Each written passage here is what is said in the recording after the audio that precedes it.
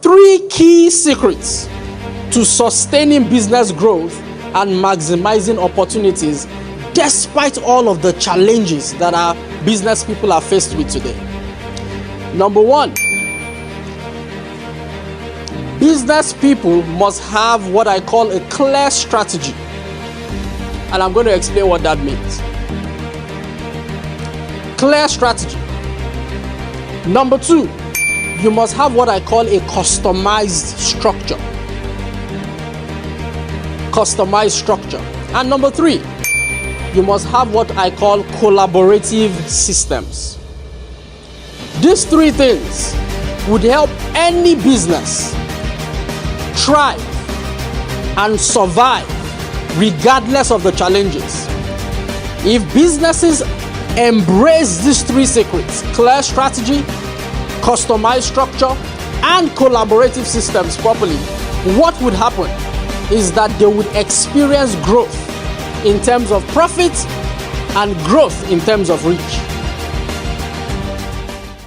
You're getting a team that is loyal to the vision of the company. And what I've discovered is that we have lots of businesses with disloyal people. And what I mean they are disloyal to the vision of the organization. For example, the organization says that our vision is to become number one in Africa. If you ask every single member of the team, do they really believe in that vision? Do they believe that you can actually become number one in Africa? Do they believe that with the input that they are making into your business can become number one? So look for loyal people. And this is where the leadership has a huge responsibility, because leadership must ensure that it is consistently painting the picture so clearly that it becomes easy for people to be loyal to that vision.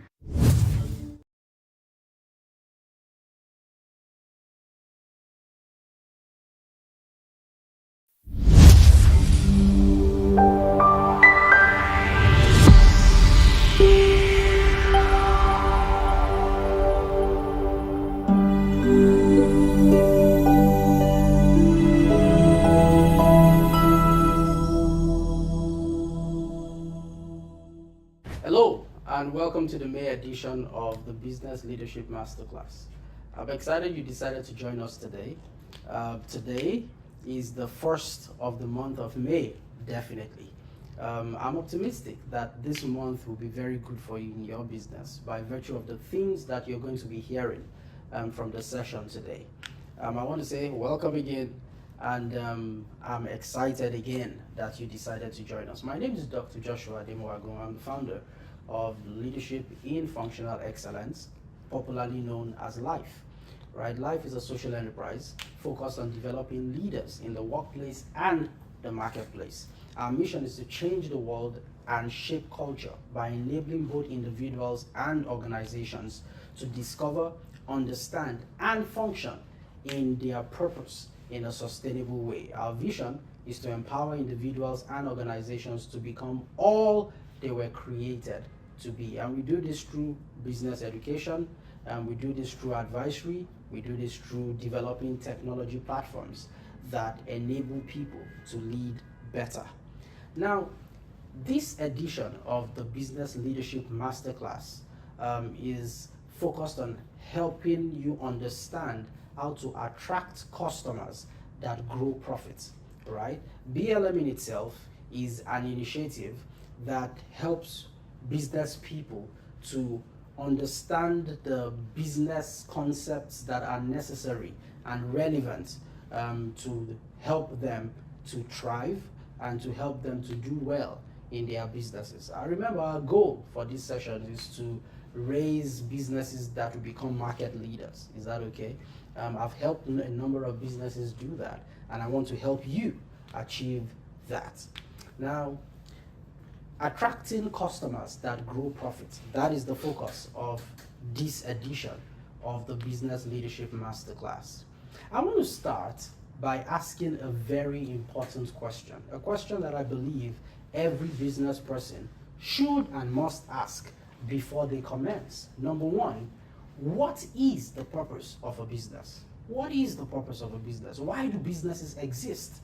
You know, I've heard it being popularly said that when purpose is not known, abuse is inevitable, right? So let's delve into that subject as we begin to explore how to attract the kinds of customers that will grow your profits as a business. Now, what are the 5 reasons why businesses exist? And I say 5 reasons because I have discovered from my research and from working with businesses across borders, across nations, across countries, both locally and internationally, that if you look at why every business exists, you can practically distill them into 5 major points. So why do businesses exist? Number 1, I've discovered that businesses exist to create and deliver value. And this is a very important point. Businesses exist to create and deliver value. The second reason why businesses exist is to maximize profits, right? To maximize profits. Number 3, businesses exist to contribute to the economy. To contribute to the economy. And I'm talking about the economy of nations, the economy of regions, the economy of the world, right? Number 4, businesses exist to promote sustainability.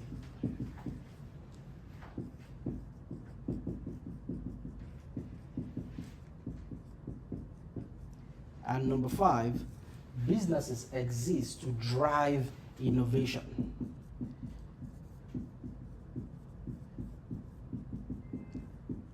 Beautiful. So these are the 5 reasons why businesses exist. Now let me start from number 5 as I begin to sort of unravel our conversations today, right? Now, when we talk about businesses existing to drive innovation, right, what are we talking about? Remember, just think about it this way. Imagine if businesses, Microsoft never existed. Imagine if IBM never existed. Imagine if Apple never existed. Imagine if the big brands in the telecoms industry never existed. Would we have the advancements in communication that we have today? The answer is no. So you see, businesses existed, and the value they existed to create produced certain products and services that has practically transformed the way the world works. So today, we can practically, a person can wake up in Nigeria and in the next 6 hours be in the United Kingdom, right? In 6 hours. And how? Because a business existed to create something called an aeroplane, right? Or an airplane. That airplane would take the individual from Nigeria to the UK in 6 hours. Now, without that technology existed, what would happen to somebody who was planning to move from Nigeria to the UK? The person would walk, right? Or use a horse. You can imagine how many months it would take the person to achieve what he or she would achieve in 6 hours, because a business exists. So businesses exist to help make innovation possible, right? And then number 4 says businesses exist to promote sustainability. You know, this is one of the big subjects where the existence of businesses is concerned today. There's a lot of conversations around ESG, that's economic, social and governance policies, and the philosophy around that. There are lots of conversations around the triple bottom line. Businesses not only thinking about profits, but also thinking about the planet and also thinking about people, right? There are lots of conversations, around corporate social responsibility, as there is that onus on businesses to take upon themselves and say, you know what, I'm not only going to make money from a community, but I'm also going to give back to that community and ensure that the people in the community live better lives, and whatever, the development and the production of my product or services that is, especially when it's harmful, a part of it is harmful to the community, I'm going to try to reduce that. I'm going to try to mitigate that and ensure that in the way I operate, my business is not only focused on making profits, but also focused on making the environment a better place. Okay, so there are lots of conversations around sustainability. So businesses exist to promote sustainability. I said number 3 is that businesses exist to contribute to the economy. I mean, if you look at it, what is the wealthiest nation on the face of the earth today? The answer is simple. Just look at the nation that has the wealthiest businesses. All right? So, and that would be the United States of America. Why? Because every business, as profit is being made, as value is being created, and value is being delivered, one of the byproducts is that there is a contribution to the economy, all right? And both locally and globally, okay? And then businesses, of course, exist to maximize profits, to make money, all right? To maximize profit, to make money for the shareholders, right? And that is not a less important purpose. However, what I have discovered is that businesses that focus solely on making profits, right, get to a particular limit, and they tend to be capped at that limit. Okay, I've met business people who, when you have conversations with them, you can realistically say that this person is all about the money, and when the person makes money to a particular extent, you discover that the person loses the steam necessary to move the business to another level, right? The person loses the steam to make that business a great business and not just build a good business, okay? So I would tell you that businesses that do well, businesses that become great, businesses that attract the greatest number of customers exist to do one thing first. And the order is very important.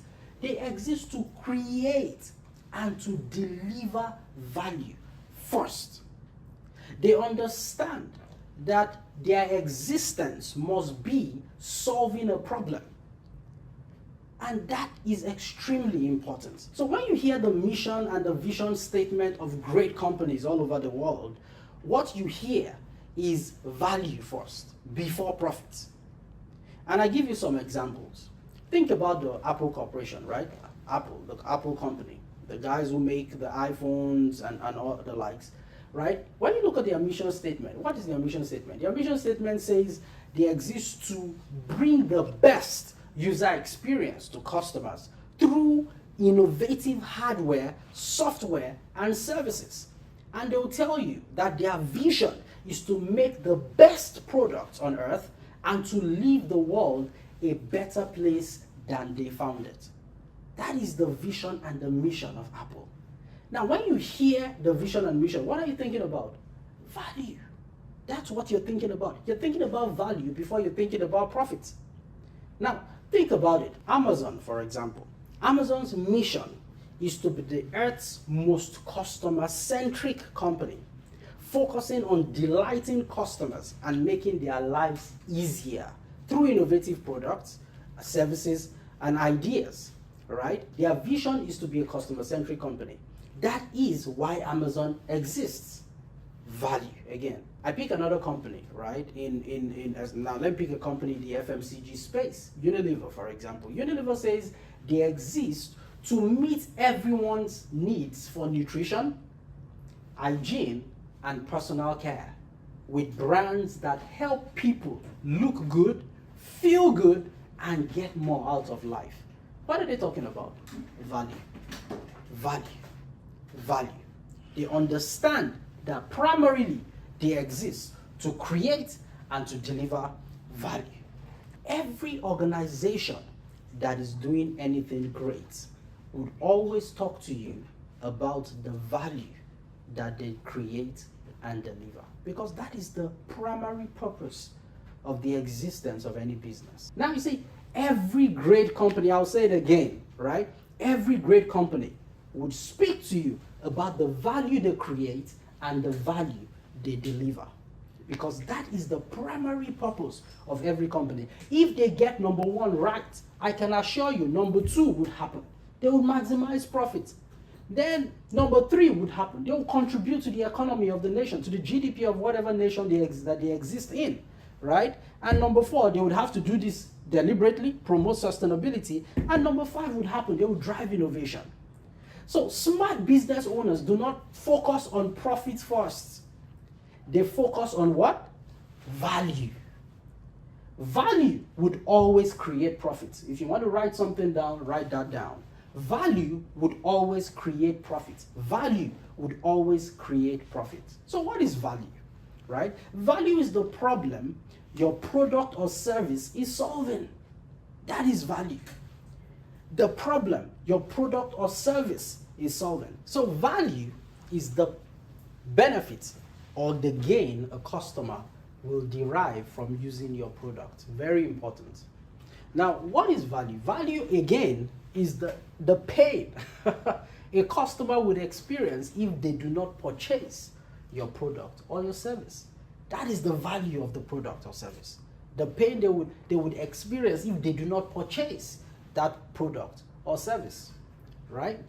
And you know, Leo Burnett, an advertising executive, said it very rightly. He said, what helps people helps businesses, okay? What helps people helps businesses. Meaning, if anything is of value, it is certainly going to help a business if a business centers its business around that thing of value. You know why? Because people buy to gain or avoid pain. That's why people buy. I mean, if you're trying to sell something in the school of sales, they will tell you that people would always buy benefits and not necessarily futures, right?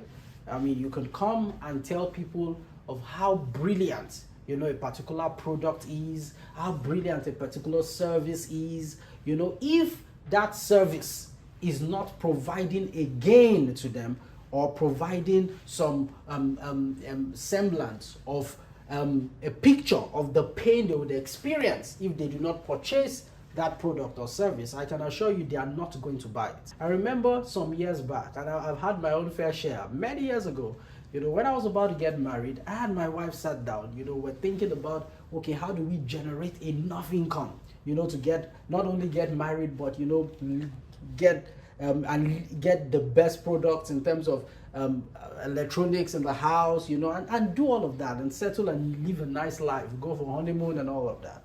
And we came up with this brilliant idea, okay, or I should say I came up with this brilliant idea. I'm the one always coming up with the brilliant ideas, right? And sometimes the ideas do not go well. But you know, my wife is extremely supportive. She'll stand by you anyway. You say, well, no problems. We'll weather the storm together like she did. You know, and I came up with this brilliant idea that, you know what? I think, you know, December was approaching. I said people usually give gift cards to each other. So you know what? Let's invest in a gift card company or building a gift card company. So we started a company, you know, produced thousands of gift cards, expecting that we're going to sell these gift cards, and I had already done all my maths and all the computations around the revenue we're going to get, you know, what the cost of production was, what the profit would be. We had done all of that. The only problem was that I discovered after we developed the gift cards, we had invested a lot of money, you know, in producing these gift cards. Then we discovered that people were not that interested in buying gift cards anymore. Why? Because there was something called social media. So why buy you a gift card when I can send you a WhatsApp message saying Happy New Year or Merry Christmas, you know? And that was how we got into some financial mess. You know, it was not a palatable story. Now, I mean, it was, and if you saw our gift cards, well designed, they were beautiful, beautiful. We called it Desi Harold's, you know, it was beautiful. Beautiful gift cards, nice designs in front of them. We had the red one, we had the black one, we had lots of beautiful, I mean, the future was good. But you see, what was the problem? No benefits. The benefits to the customers was very minimal. People were not willing to part away with their hard-earned money in order to buy any of our gift cards. Why? Because people would always buy benefits, not necessarily the future of any product or service that you're offering them, right? People will buy whatever would help them to gain or whatever would help them to avoid pain, okay? Hence, since people would buy based on benefits, people would buy based on the value that they can derive from your product. How much of a problem is your product or service providing or helping them solve? And trust me, profit would always follow value. And this is the interesting part. Who are those that part away with money, right, to help you generate profit based on the value that they see? There's one word we call them, right? Let me take this off. There's one word we call them, and it's a very popular word, right? One word. These are individuals who are called customers. Okay? And let me put it this way. Individuals who are called customers. So you have a product or a service that is generating value, right? Now, if this value is seen, right, and it is paid for, it will generate profits. Okay? So value, profit. However, between value and profit is or are individuals called customers. These people are the people who are going to see the value in your product or service and pay for it, and then help you generate revenue, right, which ultimately will translate to profits for your business at the end of the day, right? So profit is not necessarily an accident. Profit would always follow value, and profit would always be provided to a business by virtue of the customers that they have, the customers that they've attracted, and the customers that they've retained. Okay? Now, someone said it this way, and I really like the line of thought. The person said, profit is the applause you get for taking care of your customers and for creating a motivating environment for your employees, right? So while you deal with your employees on one hand, and we'll deal with that in another day, right? This profit is the applause you get for taking care of your customers. If you take care of your customers properly, you are going to generate profit. Okay? Now, every penny your business will make will come through people, will come through customers. Customers would reward you for the value that they are deriving from your business. Now, Michael Shivak, who is an executive coach, said this. He said, the bottom line obsession comes from turning the pursuit of money into a god and forgetting that the real master of your business serves, rather, are the customers. The real master that your business serves are the customers. Customers, they say, are king, are the kings. They are the kings and the queens. They are the ones who would pay for whatever value your business is generating. They are the ones who would give you revenue. They are the ones who would give you profits. Okay? Now, this is the interesting thing. Today, I had said we'll be considering how to attract these customers. Now, because especially the ones that generate profit, because it's not all customers that generate profits. Okay? So I'm going to be talking to you very briefly on how to attract the customers that would come to you, buy from you, and stay with you. The customers that generate sustainable profits are the customers that you retain, not the customers that necessarily come and buy from you one time. If your customer comes and purchases any product or service from you once, the customer would help your business, absolutely. But you see, I'm talking about how do you attract a customer and retain that customer consistently so the customer keeps coming back. Three things, three very important things that I'm going to talk to you about today. Three very important things. The first way to attract the kinds of customers that grow profits, right, is by, number one, developing a good product or service. By developing a good product or service, that's the very first thing you need to do and to know. You need to develop a very good product and service. Now, why? Because remember where we started from. If your business is not creating value, then it would not attract customers.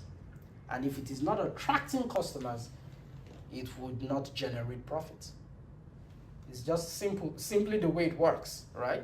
So how do you get your business to consistently attract customers? Number one, make sure that your product or your service is good. And what do I mean by it being good? A good product or service is simply a product or a service that generates, creates, and delivers value. A good product or good service is simply a product or service that solves a problem for a customer. So as a business person, what are you consistently looking for, and what are you constantly asking yourself? Is my product solving the problems of the people or the customers I want to attract? And maybe I should say this now, right? You see, your product or your service may be solving a problem for a customer now, but in the next 2 weeks, in the next 5 months, in the next year, that product or service might not be solving the customer's problem, and then the customer moves on. Okay? So we must consistently be asking ourselves that question. Is my product and service solving and still solving the problem that my customers have? A good product is a product that effectively meets the need of the customer. A good product or service is not what you think is a good product or service. Remember my story with the greeting cards, right? I thought it was a good product, but you see, my customers did not think it was a good product. So it's not necessarily about what you think. You see, in business, right, you must divulge the way you operate your business from emotions. Sometimes people think about an idea, and I've had people come to me that way and say, Joshua, can you coach me? I have this brilliant idea. And I ask, what is the idea? And by the time they began to talk about the idea, I discovered two things. Either, number one, this idea that they're talking about is a very good dream that they have. It's beautiful. It's perfect. But the question I'm asking myself, I'm not seeing this product solve the problems of people. Right? Because already existing, you will discover that there are products that are solving the problems faster, cheaper, easier, and better. I give you an example. I've had someone came to me and said, "Oh, Joshua, I have this brilliant idea." I said, "What is your idea?" And the person said, "Oh, I'm thinking about, just starting a company, and what the company will be doing is to, get blocked water to people who are, especially in this part of the world, we call them laborers, right? Laborers who are working, on sites and the rest of them. So just getting blocked water to them." And I said, okay, why would they buy, why? It's a good thing, sounds intelligent, sounds brilliant. I said, but hey, we already have people providing that service, right? He says, yeah. I said, but my idea is that I wouldn't need, I wouldn't need NAFDAC approval. I wouldn't need, NAFDAC is a regulatory organization in Nigeria, right? I wouldn't need NAFDAC approval. I'll just, take this water directly from a river or stream. That my goal really is for them to, after they've worked very hard, they can use, the block, the water, put it on their muscles and their hands to calm down. And I said, I'm sorry, guys. It sounds very brilliant, but I can assure you. I said, so how much are you going to sell this? And he says, each of the bag will be about 100 naira. Now, I said, 100 naira? When someone can buy the water that they would drink for 50 naira. So why would I spend 100 naira to buy the water that I would put on my muscles? I said, my brother, it's not a good product. I'm sorry. Because it sounds to you as though it's solving a problem, but trust me, it's not really solving much of a problem, because I can as well go buy water and drink, right? I'll feel more refreshed to get on my walk, and when I get home, I sleep, and I come back the next day. I mean, that is more refreshing to me than spending twice what I would have used to buy the water I would drink, to buy the water I'll put on my muscles, right? Now, so it's either number one, right? Number one, the kind of product or service that the people are talking about is not necessarily solving a problem. Or number two, right? Number two might just simply be that you are talking about a product or service that is going to be competing in what in the business world is called competing in the red ocean. You know what the red ocean concept is? It's popularized by two professors in America, right? There's the red ocean and the blue ocean. The red ocean talks about a competitive environment. So you talk about, I want to start an airline business. There are lots of airlines already existing. Remember, when you get into that industry, you're going to be competing with these other airlines. Now, you must be doing something different, right? And I'm going to talk about that very soon. You must be doing something different and significant that will make other people look away from the other airlines they're already used to patronize your airline, okay? So people talk about that. So the question is, what is a good product? A good product is a product that the customers think is a good product or service. And the only reason they would think so is simply because you are solving their problem. It's simply because they are solving their problem. So develop a good product or service. That's the very first thing you need to do if you want to attract customers. Make sure your product is good. Make sure your product is good. If it's food, make sure it is healthy food. It is not contaminated food. Make sure your product is good. I've seen lots of people lose customers because their product is not good and they expect people to buy sentimentally. I think it's unfair for you to want people to buy your product or your goods or your services sentimentally. Someone comes and say, oh man, I'm a graphics designer. Say, design something. And when the guy designs, the person who you design for is wondering, what's this? And ask, say, what's this? Say, that's Superman. It looks like Batman. Make sure your product is good. Make sure your service is good. I usually tell people this. If your product or your service is good, trust me, people will pay for it. People will pay for it. Now, I know people who bake cakes, and they bake cakes and they charge a particular amount for the cake. And I know people who bake cakes, right? Same cakes. And they charge about 5 times what others would charge for the same cake. And there are people going to patronize them. And you might never really know. If you don't like cakes, you might never really know the difference. But if you like cakes, you taste both cakes. And immediately you know why people will pay 5 times or 6 times more for that cake. Just make sure the product or the service is good, right? If you need to ramp up your ability, your capability, your skill sets, so that you can deliver great service, right? Do it. It's important. Don't be so fixated about, I want to make money at the expense of other people. People are not stupid, right? Don't make money sentimentally. Make sure you make money objectively. That is the only kind of money that will grow. So number one, develop a good product or service. Very important. Number 2 way of attracting the kinds of customers that will grow your profit is this. Number 2, make innovation a culture. Make innovation a culture. And I think this is very important, because what is culture?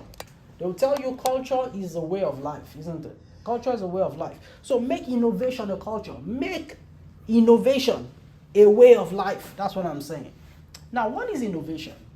Innovation is the ability to make a product or a service, or in some parlances, a process, exist in a faster, a cheaper, a easier, or a better state in serving your customers. That's innovation. Many years ago, if you wanted to use a computer, you would practically enter into the computer. It was extremely massive. It was like a house, right? You'd enter into the computer because you want to use the computer. Now, after a while, some people sat down, thought, then we came up with things called the personal PC. So you had your PC, you had the screen, or what I think the monitor they call it, and then you had the CPU now, right? And after a while, some people thought about it and said, you know what, it's important for people to be able to move around with this solution. So they created something called a laptop.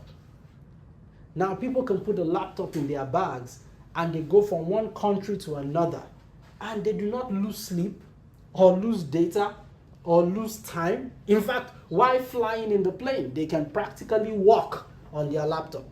It was impossible to do that some years back, but with innovation, you're right, it was not possible to do that. Now some personal phones are as powerful as the laptop people carry around. Okay, so innovation is consistently ensuring that you're making your product, you're making your service to come to your customers in a faster, easier, cheaper way. You're consistently, refining your product, ensuring that your product is experiencing what the Japanese will call kaizen. Kaizen in the Japanese, and it's used by the Toyota company a lot, is called continuous improvement. So they are thinking about consistently, how do I improve my product? How do I make my product better? How do I make my product do the work that is meant to do better, faster, cheaper? How do I do that? That is innovation. And they say the largest room in the world is the room of improvement, right? Now, there is a theory called the diffusion of innovation theory. It was popularized by Everett Rogers. Now, what did Everett Rogers say? He was explaining a concept around how innovation is diffused, in the society. It says how ideas spread, how new technology spread. It says, of course, when you have a new product, innovation happens, right? This is about 2.5% of individuals who are innovators will get on that particular product or service. And then after a while, you have the early adopters, right? And about 13.5% of individuals who fall into that category. They will get on it, they'll begin to try it out. After a while, you have the early majority. More people will begin to try it out. Then you have the late majority. There are some that are always late to the party, okay? And then you have the laggards. It's after everybody are done with that product. They say, oh, what happened? Others have jumped on another innovation cycle. They are just discovering that, something happened some years back. Now, what is the main idea or the main concept that Everett Rogers was trying to teach us through the diffusion of innovation theory?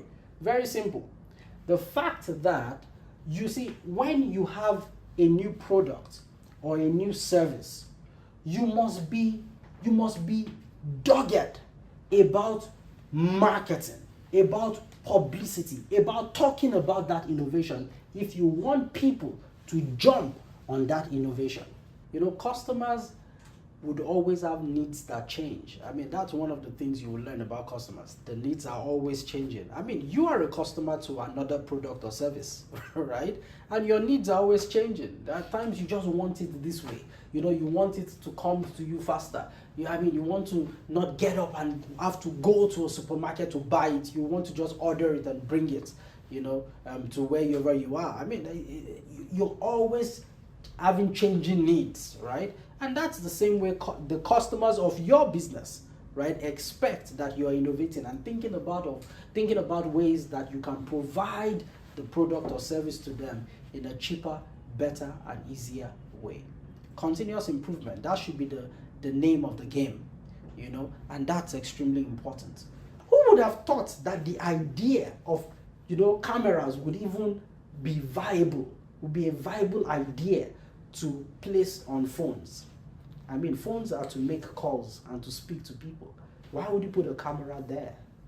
But you see, some people thought about it and said, you know what, let's improve the product. Let's include a camera. Some people thought about it, let's include apps that you can capture, Word documents, you can capture different things, you can read on. And innovation is consistent with some products. Talk about cars. Same thing, right? Every other person is innovating. Why not you? Number 3, and the final way in this session on how to grow, how to attract customers that grow profit is by prioritizing great customer service. And I cannot say that enough. Prioritizing great customer service. Prioritizing great customer service. And I read you some statistics, right? It said that 81% of consumers say a positive customer experience increases the chances of them making a repeat purchase. 81% that means if I experience great customer service, there is a 81% chance that I will go back there again to buy. Think about it. Now, another statistics, 61% of customers say they will stop buying from a company and switch to a competitor after a single bad customer service experience. Think about it. 61%. I've had people who, one bad customer service experience. I remember going to a barber, right? This barber, so a friend of mine told me he had gone there. And my barber, barbershop, the barbershop where I would usually go to was kind of closed at that time. And this other barber was available. So I decided to go to his shop, and I got in, and right from when I got in, I told myself, Joshua, you're not coming back here anymore. Why? I got into the shop. I don't know what the smell was. Maybe it was just that day. But I'm sorry, that was the day I came, right? So you don't have two opportunities to make a good first impression, right? So I got it, and the smell, while I was still trying to grapple with what was exactly was smelling, they said, oh, the seat is available. So I came, sat down, and by the time this barber began to work on my hair, I don't know, maybe I'd offended the guy before. The way I was hitting my, that was your problem. And after I was done, then he wanted to massage my head with a hot towel. And oh boy, the towel was smelling, man. Was smelling. When he brought the towel, he immediately put it on my head. I said, I'm not coming back here again. Immediately he was done, I paid him. I ran home to go take a bath. And I told myself, I'm not going back there again. Guess what? Just about 4 or 5 days after, another friend of mine said, where did you barb your hair? Have you tried my barber? I said, where's your barber? And he pointed to that guy's shop, described the guy's shop. I said, oh no. It was like a horror movie, right? 61% of customers will not go back. They will go to a competitor because they've experienced bad customer service. Now, 78% of customers will do business with the same company even after a mistake if they experienced good customer service. 78%. So there are some times that, some companies, some things will happen, that, this must have been a mistake. You would excuse them. Why? Because even in the mistake, the way they spoke to you, the way they addressed the matter, that this, you would excuse them. You say, maybe this is a one-off. Maybe they were just having a bad day. You would excuse them. Now, another statistic, 68% of customers would react by telling family and friends about a bad experience by posting it on social media. Yes, 68%. Oh yes, 68%. They will tell family and friends. And I think that statistic should even be more, right? Now, almost 50% of customers claim they will switch to a new brand just after one bad experience. Now, each Facebook profile, I'm reading out these statistics. Why? I'm trying to strengthen the position that great customer service is not an option. It's not an option. You mustn't only think about making money, which is where a lot of business people are. They make money at all costs, regardless of how the person will feel. Well, you might have made the money today, but trust me, that person might never come back. And if you want to grow your profits, right? You must pay consistent attention to these three things. If you have a great service, you are innovating consistently, and you do not prioritize, right? You do not prioritize great customer service. You do not prioritize great customer service. I can assure you, it's only a matter of time. That business will be obsolete. Now, on an average, each individual has an average of 338 friends, right, on Facebook. On an average. A lot of people have more. Now, imagine what one negative experience can do. It will not only reach those 338 people, it will reach the thousands of people that all of those 338 people are connected to. Now, 1 in 3 customers would gladly pay 15% more for a good customer service. Yes. And 95% of consumers identify excellent customer service as the key to their loyalty towards a brand, spotlighting the direct link between customer service, great customer service, and sustained business growth, right? So, 95%, they say, oh, you know what? I'm going to be loyal to this brand because the customer service is good. And 96% of, right? So, 95%, they say, oh, you know what? I'm going to be loyal to this brand because the customer service is good. And 96% of customers, the last one I'll give you, 96% of customers consider customer service to be a crucial factor when deciding whether to remain loyal to a particular brand or not. Now, this is very, very important, extremely important. What am I trying to say? Customer service is key. You must prioritize great customer service. You must prioritize great customer service. You must prioritize great customer service. Now, Patricia Frick, who is a professional keynote speaker, said it this way. She said, it's not your customer's job to remember you. It is your obligation and responsibility to make sure that they do not have a chance to forget you. It is not your customer's judgment. You must be so ingrained in their minds because you gave them great service that they cannot forget you. Very important. People talk about, they come to me and say, oh, Josh, I want to start a business. I want you to work with me in coming up with a fantastic business strategy. You see, any business strategy that ignores great customer service is not a business strategy at all.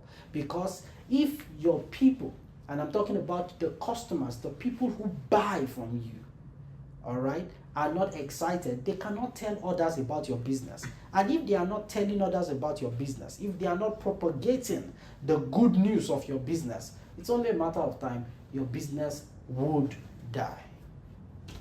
Now, it's interesting to note that Mahatma Gandhi, who was not even a business person, right, was an Indian lawyer and an anti-colonial nationalist and a political activist, right? He said something very important around customer service. He says a customer is the most important visitor on our premises. He is not dependent on us. We are dependent on him. It is not an interruption in our work.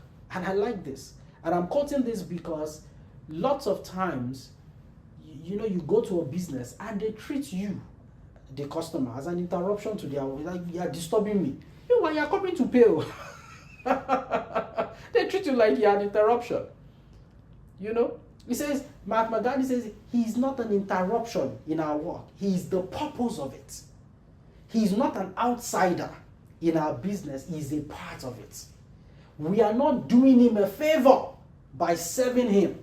He is doing us a favor by giving us an opportunity to do so. Oh, I like this.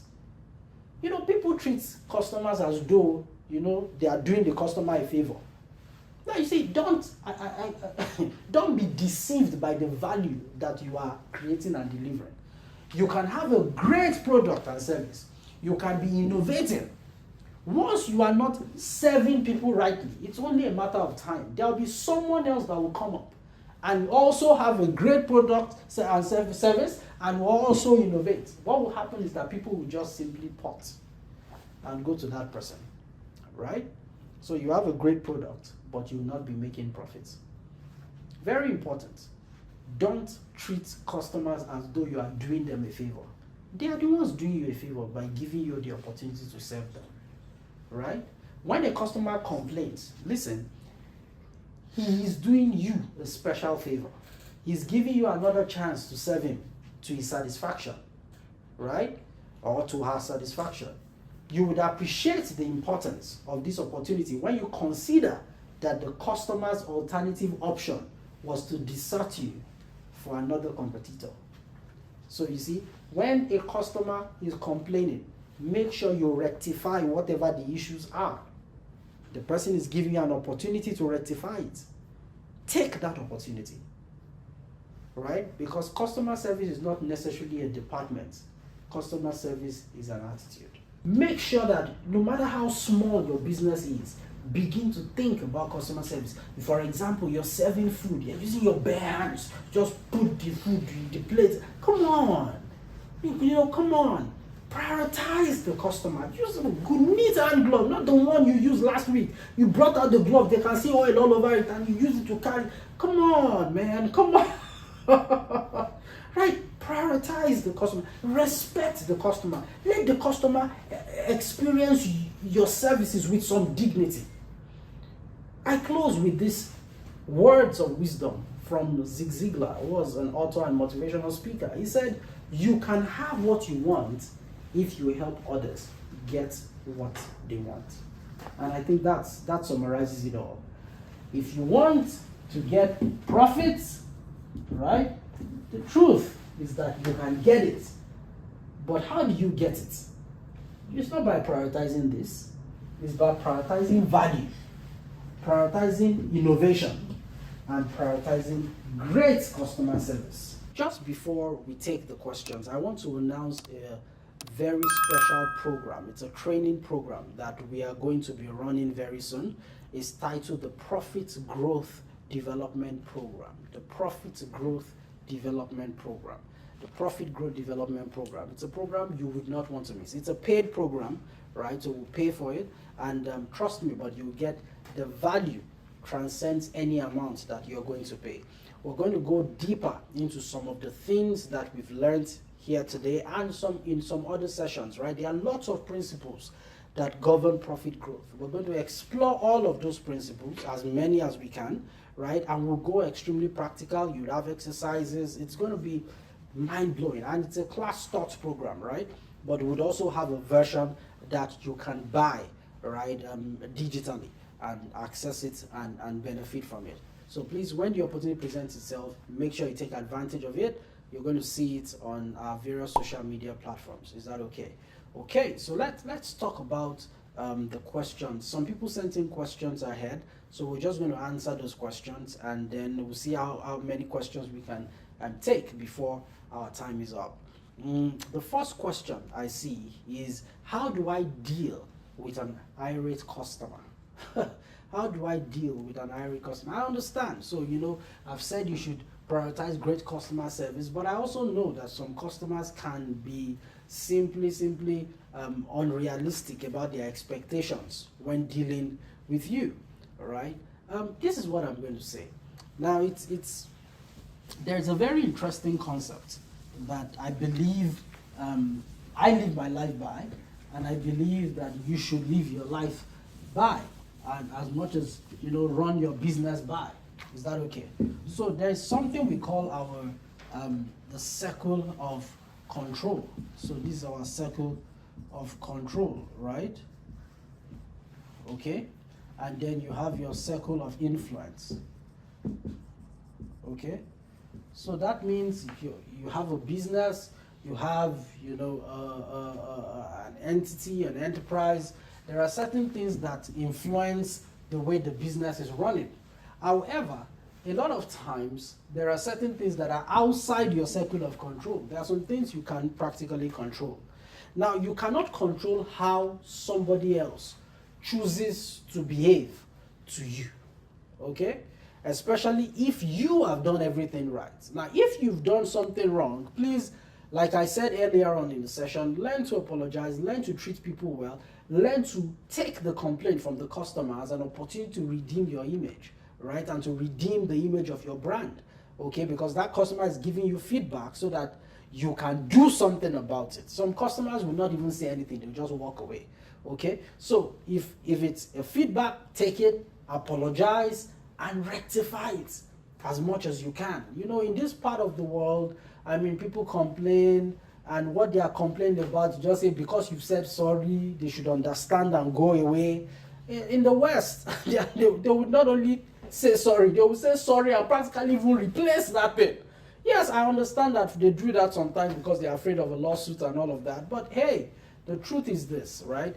Whatever it takes to make sure that person is happy, right? And the person lives with a good impression about you, you can do it and you should do it, right? To sort the problems. But I also understand that there are some customers that after you've done everything you're supposed to do, right? And they just decide to be difficult customers. Okay? You see, you must understand that it's outside your circle of control. You're not responsible for them being irritable, if they are, right? But you can control how you choose to respond to them. So how do you deal with an irate customer? Choose how you will respond. Respond with respect, respond with responsibility. Make sure you look for ways to redeem the situation. Make sure you do what you can to redeem the situation. And if the person is still irate, if at the end of the day you lose that customer, learn from the experience and make sure that if you made a mistake, whatever mistake you made, you don't repeat it with another customer tomorrow. Is that okay? Right? So, that's how you deal with an irate or a difficult customer. Okay. Another question I see on the screen is, what is the difference between customer service and customer experience? Right? What is the difference between customer service and customer experience? Okay. Now, so customer service and customer experience, they are very similar, but they're slightly different. Okay. While customer service is when you are serving the customer, right? Okay. So somebody comes to buy a pen from you. That process of saying, oh, you're serving this person. Okay, at that point, you're selling this, but that's customer service, basically. So you're selling it because at that moment you want to collect money from the person. You want the person to pay for it. So it's transactional, all right? And it's because the person came to you, you are, selling. So it's reactive in that sense, right? Sometimes, you have a department that manages that. But you see, the truth is this: customer experience transcends that. Customer experience is experiential. It's how you make the person feel. In the process of serving the person, how did you make the person feel, right? And it's proactive, because at that point, it depends on you. It depends on what you want to do. It's not based on what the person is doing or not, right? So the experience is what you make the person feel. So for example, you're a fashion designer and you make a particular clothes. You see, customer service would be, I've made this clothes, I deliver it to you. You see, I can deliver it to you in a black polythene bag, right? Customer experience would be, I take the clothes, I put it in a proper bag that is branded, I put it in a fantastic packaging, and if I'm sending a delivery person, there is a way I deliver it. So the person receives and is like, wow, what is this? And the person will say, oh, it's my clothes, wow. The person feels great. You see, that is customer experience. Those are the differences, right? Okay, so the third question, which I think is the last question I'll be able to take today because of our time, how can I ensure that my process are competitive, my prices rather, are competitive in the market? It's a very interesting question. How do you ensure your prices are competitive in the market? I would say number one, just ensure that you find out what your competitors, how much your competitors are selling, a similar product, okay? And then you ensure that you know what the cost of your product is, how much profit you want to make. Don't be too greedy, okay? And I think that's an important one. Don't be too greedy.